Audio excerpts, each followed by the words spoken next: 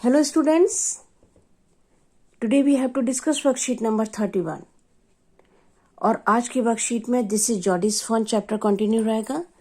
तो देखते हैं आज की exercise. In your opinion which word in the list below describe Jody. नीचे एक सेंटेंस दिया गया है, उसमें जॉडी किस तरह का बच्चा है, किस तरह का उसका नेचर है, किस तरह की उसकी पर्सनैलिटी है, उसको डिस्क्राइब करना है ना। Use words from the list to complete the sentence. आपको यहाँ पर जो हेल्प बॉक्स दिया गया है येलो कलर का, यहाँ पर कई वर्ड दिए गए हैं, उनमें से वर्ड लेकर और ये नीचे का सेंटेंस कंप्लीट करना है। I think that Jordi was kind hearted, एक वर्ड तो दे दिया है और ये दो गैप आपको फिल करना है ऊपर दिए गए जो वर्ड हैं इनमें से। काइंड हार्टेड तो यहाँ पर दिया हुआ है। Scary, careless, heartless, sensitive and responsible, बहुत ही सेंसिटिव बच्चा था और बहुत ही रिस्पॉन्सिबल भी था, तो आप यहाँ पर सेंसिटिव एंड रिस्पॉन्सिबल ये लिख सकते हैं। Who said the following lines in the lesson, this is Jody's fun, write your answer in the blanks below। You are smarter than boys of your age. नीचे ये जो बॉक्स में आपको कुछ यहाँ पर स्टेटमेंट दिए गए हैं, ये किसने कहे हैं वो आपको बताना है। तो ये वाला स्टेटमेंट आप देखिए, you are smarter than boys of your age, तुम अपनी एज के दूसरे बच्चों से कहीं ज्यादा स्मार्ट हो। ये कौन कहता है? पेनी कहते हैं।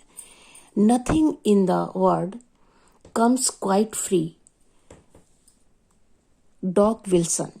जब जॉडी फोन को लेने के लिए जाने की बात करता है तब डॉग विल्सन इस बात को कहते हैं। But I am afraid to leave you boy, इस बात को मिलविल कहते हैं।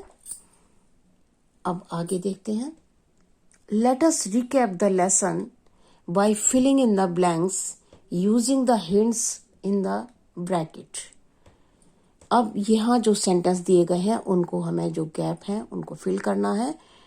ब्रैकेट में वर्ड दिए गए हैं और उनमें से सही वर्ड हमें सेलेक्ट करके सेंटेंस कंप्लीट करना है। Jody's father was bitten by a rattlesnake. यहाँ देखिए दो वर्ड दिए गए हैं, हर ब्लैंक के लिए आपको दो वर्ड दिए गए हैं और दो में से आपको कोई एक सही सेलेक्ट करके यहाँ पर लिखना है। तो इसमें से आप स्नेक फिल करेंगे।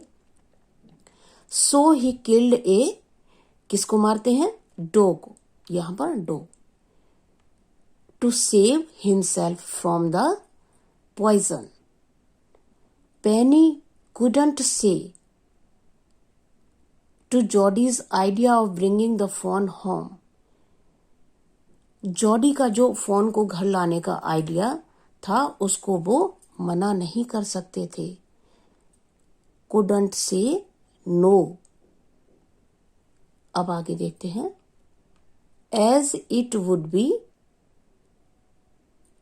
ungrateful to leave it to starve। Penney Jordi को फोन को वापस लाने के लिए मना नहीं कर सकते थे क्योंकि ये अनग्रेटफुल होता। Jodie's mother gasped with surprise because she was worried about the expenses to take care of the phone।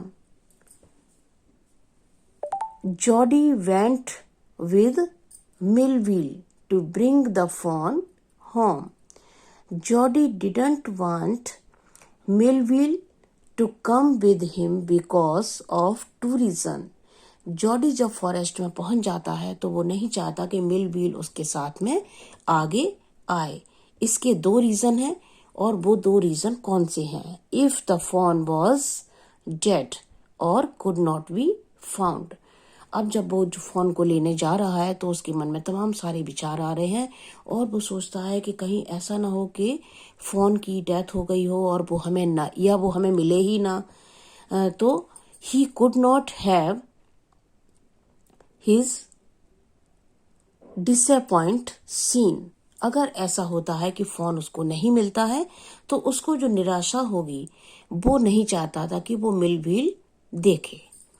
दूसरा रीजन देखिए, if the phone was there, अगर फोन मिल जाता है उसको, the meeting would be so lovely and so secret.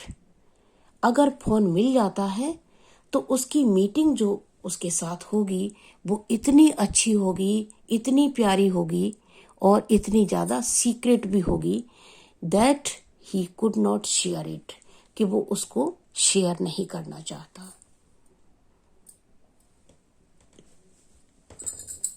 Millville was afraid to leave Jody alone because he was scared if Jody got lost or got bitten by a snake.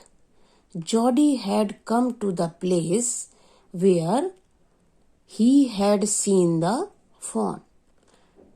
अगला देखते हैं। Jody was filled with emotion after he found the fawn. When he stroked its neck, the touch made him delirious. When he realized that it was his fawn now, he was light-headed with his joy. Finally, he brought the fawn into the house. He took it to the kitchen and fed it with milk by dipping his fingers in the milk and thrusting them into the fawn's mouth. He looked after it like a mother. तो ये worksheet आपकी complete हो गई। अपना काम कर लीजिए। Thank you so much. Have a nice day.